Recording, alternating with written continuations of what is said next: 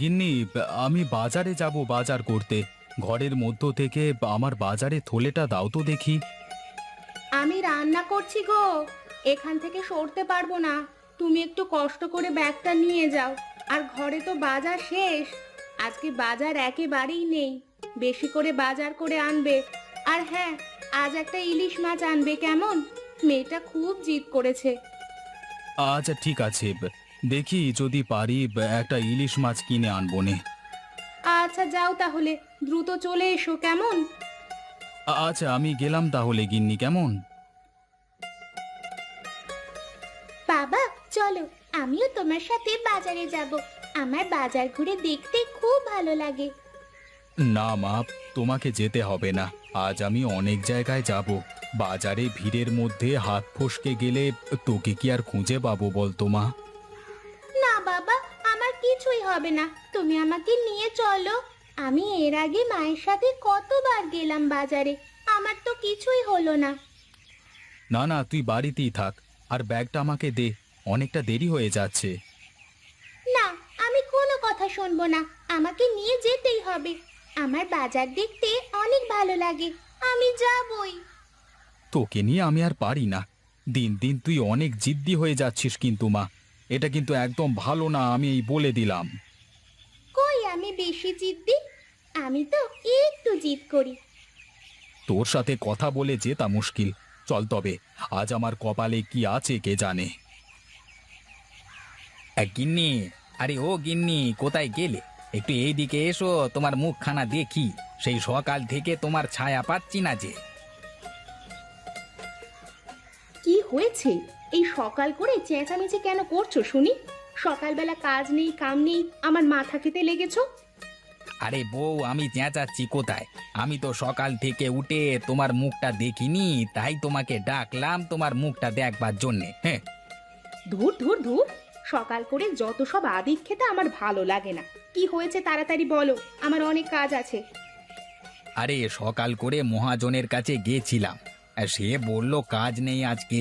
তাই একা একা বাড়ি বসে ভালো লাগছিল না। হ্যাঁ, এসো এসো, বসো, দুজনে মিলে একটু গল্প করি। না না, আমার অনেক কাজ, তুমি বসো, আমি খেতে দিচ্ছি। খেয়ে নিয়ে যেখানে যাবার যাও তুমি। তা আজকে আমার জন্য কি রেঁধেছো বউ? কি আর রাঁধবো বলো, ঘরে কিছু আছে নাকি যে তাই রাঁধবো? আলু ভাতে বসিয়েছি, দিচ্ছি, খেয়ে যাও। ধুর, রোজ এই ভাতে ভর্তা খেতে একেবারে ভালো লাগছে না আমার। আমি চললাম, খাবো না। তোমাকে সেই কবে থেকে বলছি একটা ইলিশ মাছ কিনে আনতে, তুমি তো আমার কোনো কথাই শোনো না। আচ্ছা দেখি, আজকে বাজারে গিয়ে একটা ইলিশের বন্দোবস্ত হয় কি না হয়। আচ্ছা যাও যাও।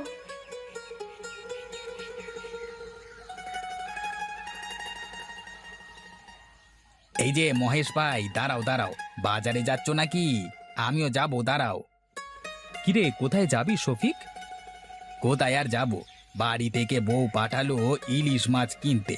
পকেটে তো বেশি টাকা নেই, আর দিন দিন যে পরিমাণে ইলিশের দাম বাড়ছে, তাতে বোধ হয় আর আমাদের মতো মানুষের ইলিশ খাওয়া হবে না। তুই যা বলেছিস ভাই, আমার মেয়েটা আজ কদিন ধরে ইলিশ খাওয়ার জন্য কাঁদছে। তাও মেয়েটাকে আমি ইলিশ খাওয়াতে পারছি না। দেখ না, আজকে মেয়েটা সাথেই চলে আসলো।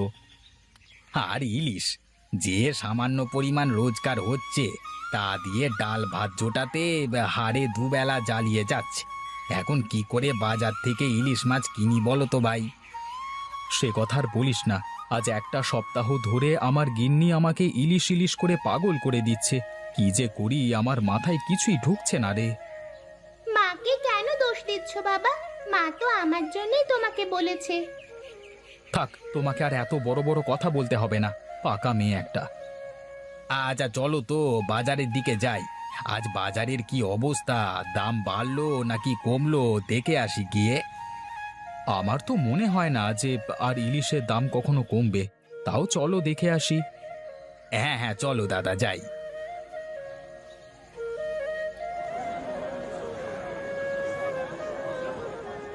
এই যে দাদারা, আমার কাছে টাটকা টাটকা ইলিশ আছে, দেবো নাকি আপনাদের? খুব ভালো মাছ হবে, একেবারে টাটকা, কেবল নদী থেকে ধরে আনলাম। মাছ তো দেবে দাদা, কিন্তু আগে ইলিশের দাম বলো, আজ কত করে বিক্রি করছো? এই বড় ইলিশগুলো 2,000 করে, আর এই যে ছোটগুলো দেখছো এগুলো 1,500 টাকা করে। তা আপনাদের কোনটা দেবো দাদা? শুনেছিস শুনেছিস, এই জেলের কথাটা শুনেছিস একবার? তা বলি, আমাদের দেখে কি তোমার সাহেব বাবু মনে হয়? তুমি যা ইলিশের দামের কথা বললে, তা তো আমাদের পুরো সপ্তাহ খানেকের ইনকাম দিয়েও কেনা সম্ভব হবে না। তা বলছি দাদা, দামটা কিছু কম করে রাখা যায় না? তা বলো, কত কম দিতে চাচ্ছ তোমরা শুনি? এই ধরো, এই বড়গুলো 1,000 টাকা করে দিলে নিতে পারি, মানে দুজনে 2 কিলো নিতাম আর কি। তোমার যদি কেনার ইচ্ছা থাকে তো বলো, শুধু শুধু ফাও দাম করে আমার সময়টা নষ্ট করো না তো দেখি। একটু কাঁচা বাজার থেকে ঘুরে এসো, দেখবে মাছ ফুরিয়ে গেছে। ইলিশ মাছ নদীতে পাওয়া যাচ্ছে না, তাই তো এত দাম বেড়েছে গো। চল মা, আমরা বাড়িতে যাই। আজ আর মাছ কেনা হবে না, আজ টাকা কম আছে আমার কাছে। অন্য একটা দিন তোকে মাছ কিনে খাওয়াবো। চল বাবা, তাই চল। আরে ভোলা, ভালো দেখে 2 কেজি আলু দে তো দেখি। ভালো না হলে কিন্তু সব ফেরত দিয়ে যাব, সেই ভেবে দিস কিন্তু। সব কিছু একটু বেশি করে নিয়ে রাখ, রোজ রোজ এইভাবে বাজারে আসা যাবে না, আরো কত কাজ থাকে আমাদের। কাঁচা বাজার বেশি করে নিলে তো নষ্ট হয়ে যাবে, খেতে ভালো লাগবে না। টাটকা সবজি ছাড়া তো আর খেতে ভালো লাগে না। তাই আমি রোজকার বাজার রোজ করি, আর বাজার করতে আমার বেশ ভালো লাগে। সব তো ঠিক আছে, কিন্তু রোজ বাজারে আসতে গেলে যা সমস্যা, আমাদের তো অনেক কাজ থাকে, তাই না? আরে কি যে বলিস তুই, সকালে উঠে বাজারে আসবি, তারপরে বাকি কাজ করবি, তাহলে টাটকা সবজি পাওয়া যাবে। বাহ, বেশ ভালো বুদ্ধি দিয়েছিস তো তুই দেখছি। আমিও একেবারে বাজার না করে রোজ বাজারে আসবো কালকে থেকে। আচ্ছা আচ্ছা, কাল থেকে রোজ আমার সাথেই আসিস। একদিন বাজার করলেই পরের দিন বুঝতে পেরে যাবি তুই। আচ্ছা চল চল, আরো বাজার করবার বাকি আছে এখনো। ইলিশ তো কিনতে পারলাম না, তাই ভালো দেখে সবজি কিনে নিয়ে যাই, তাহলেই দারুণ হবে আর কি। তাহলে শফিক, যা বাড়িতে যা, আমিও বাড়িতে যাই। বিকেলে 1 পাক নদীর ঘাটে আসিস, কেমন? কেন, বিকেলে আবার নদীর ঘাটে কি করবি রে? মাছ ধরবি নাকি? তা ধরতে পারলে তো ভালোই হতো, কিন্তু নদী থেকে ইলিশ ধরা কি চারটিখানি ব্যাপার রে? ওসব আমাদের কাজ না। তাহলে আবার নদীর ঘাটে কি করবি শুনি? আরে বলদ, বিকেল বেলায় জেলেরা নদীতে ইলিশ মাছ ধরতে যায়, আর ওই সময় খদ্দের কম থাকে, তাই ইলিশ মাছ অনেক কম দামে পাওয়া যায়, বুঝলি? আচ্ছা, তাহলে এই ব্যাপার। আচ্ছা ঠিক আছে, আমি বিকেলে তোর বাড়িতে আসবো নে, তারপর একসাথে নদীর ঘাটে যাওয়া যাবে। আচ্ছা যা তাহলে এখন, বিকেল তো প্রায় হয়েই আসলো। চল মা, আমরা বাড়িতে যাই।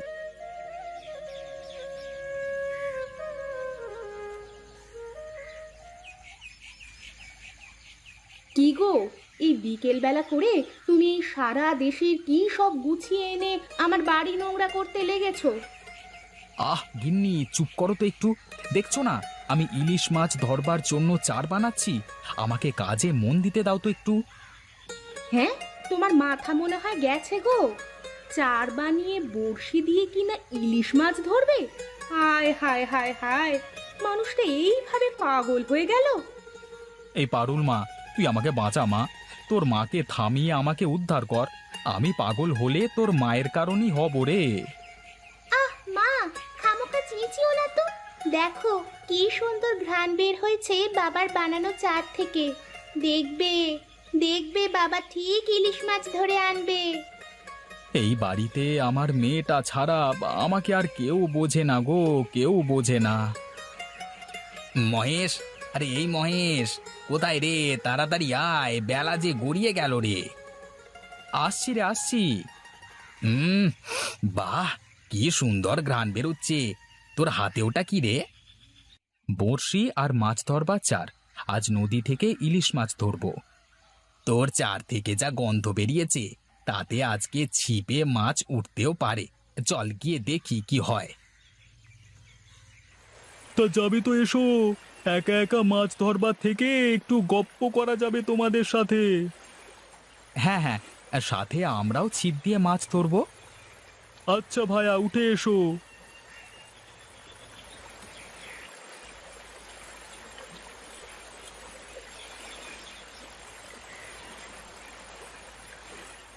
না, এইভাবে আর হয় না দেখছি। এবার আমার মোক্ষম অস্ত্রটা বের করতে হবে। মাছ না ধরা পড়ে যাবে কোথায়? হ্যাঁ, এইবারে একেবারে ঝাঁকে ঝাঁকে ইলিশ তুলবো জালে, ঝাঁকে ঝাঁকে ইলিশ। মোক্ষম অস্ত্র? সে আবার কি গো দাদা? দেখো দেখো, তাহলেই বুঝতে পারবে গো তুমি। আচ্ছা আচ্ছা, ঠিক আছে।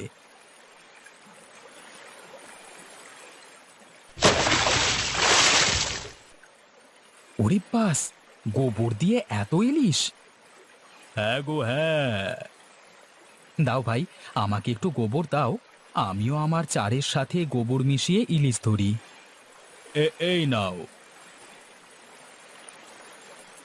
আরে বাস, এ তো বিশাল কাজ গো দাদা। গোবর দিয়ে এত ইলিশ পাওয়া যায়? চুপ চুপ, জোরে বলো না। এই কথা 5 কান হলে আর রক্ষে থাকবে না। হ্যাঁ গো, এই কথা লোকে জানলে নদীতে না থাকবে মাছ, না থাকবে পানি। যা বলেছ, তখন নদী থেকে আসবে গোবরের হাতছানি।